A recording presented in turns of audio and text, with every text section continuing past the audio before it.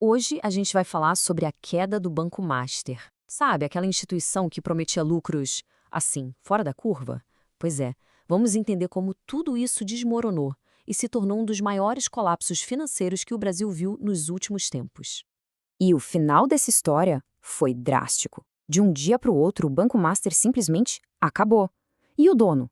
Preso pela Polícia Federal. Agora, a gente vai rebobinar essa fita para entender direitinho o que aconteceu. Tudo veio à tona numa terça-feira, dia 18 de novembro de 2025. Esse foi o dia D, uma data que ficou marcada por uma série de ações, todas muito bem coordenadas, que basicamente selaram o destino do banco para sempre. E olha, a coisa foi rápida e contundente. De um lado, o Banco Central decretava o fim das operações do banco. Do outro, a Polícia Federal deflagrava a Operação Compliance Zero e já saía prendendo gente. O dono do banco, o Daniel Vorcaro, foi pego no aeroporto praticamente tentando sair do país. E junto com ele, outros 4 diretores foram detidos. Tá, mas o que é essa tal de liquidação extrajudicial? Penso assim, é o Banco Central chegando e falando, pessoal, acabou, o banco não tem mais como funcionar. A partir desse momento as portas fecham, tudo para. Aí o BC nomeia um liquidante, que é uma pessoa que vai tentar vender o que sobrou para pagar os credores. É, assim, a medida mais séria que existe antes de uma falência. Só que essa crise não apareceu do nada, né? A coisa já vinha de longe. Lá em 2024, a Polícia Federal já estava de olho investigando suspeitas de fraude. Chegou a ter uma luz no fim do túnel em março de 2025, quando o BRB tentou comprar o banco. Mas aí, em setembro, o Banco Central vetou o negócio. Foi o sinal de que o buraco era muito mais embaixo. O que aconteceu em novembro, então, foi só a consequência de meses de problemas se acumulando. Ok, mas como é que a situação chegou a esse ponto? Basicamente, a gente está falando de duas frentes aqui. Um modelo de negócio que não se sustentava e, o mais grave, um suposto esquema de fraude bilionário. E essa frase aqui, ela resume perfeitamente o primeiro ponto. Quem é do mercado já estava avisando. Sabe quando a esmola é demais, o santo desconfia? Um banco que está bem das pernas não precisa oferecer juros tão absurdos para atrair dinheiro.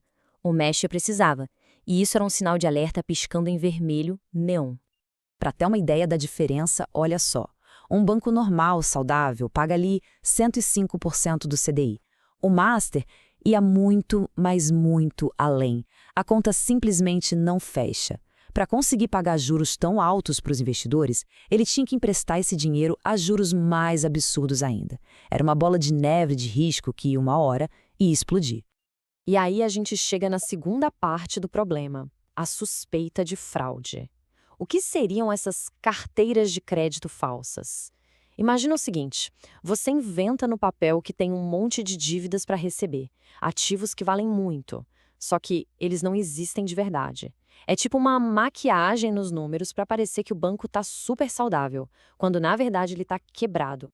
E, segundo as investigações, o esquema era bem arquitetado. Passo 1. Atrair uma montanha de dinheiro com aqueles CDBs de juros impossíveis. Passo 2. Para justificar essa grana toda e parecer forte, eles fabricavam no papel esses créditos que não existiam. E o passo 3, que é a parte mais ousada. Eles vendiam esses ativos fantasma para outros bancos, transformando papel em dinheiro de verdade. E o tamanho disso tudo é assustador. A Polícia Federal fala em um volume de até 12 bilhões de reais em transações fraudulentas. 12 bilhões! Com um número desses, dá para entender por que a resposta das autoridades teve que ser tão drástica. Claro, uma queda desse tamanho nunca afeta só o banco e seus donos. É um efeito dominó. Começa a derrubar tudo em volta. Pessoas, empresas e até mesmo fundos de pensão gigantescos. Para a gente entender o que acontece com o dinheiro de quem investiu, a gente precisa falar do FGC, o Fundo Garantidor de Créditos. Ele é tipo um seguro, sabe? Se o banco quebra, ele te devolve a grana. Mas, e sempre tem um mas, esse seguro tem um limite. É aqui que a história se divide em duas. Se a pessoa tinha até R$ 250 mil em produtos com essa garantia, em tese, o FGC cobre. O problema de verdade é para quem tinha mais que isso. O valor que passar desse teto, bom, essa pessoa vira credora do banco. Entra numa fila gigante e com pouquíssima esperança de ver todo o dinheiro de volta. E não foi só gente comum que perdeu dinheiro. Olha esse caso. O Rio Previdência, que é o fundo de pensão dos servidores lá do Rio de Janeiro, tinha investido quase R$ 1 bilhão em títulos do Master. E o pior, títulos que não tinham a cobertura do FGC. É um prejuízo absurdo para o dinheiro público. O rastro de destruição é enorme. A gente está falando de mais de 235 mil aposentadorias em risco. Uma rede de supermercados gigante, o Grupo Dia, com 2/3 do seu caixa de curto prazo presos no banco. Outras empresas menores que, de repente, ficam sem liquidez. E vários outros fundos de investimento que agora têm um rombo para explicar para os seus cotistas. É uma onda que se espalha e afeta muita gente. E essa citação resume bem a armadilha. Muita gente, e até gente grande do mercado, apostou alto demais achando que o FGC era uma rede de segurança total, um colete à prova de balas. Mas ele não é.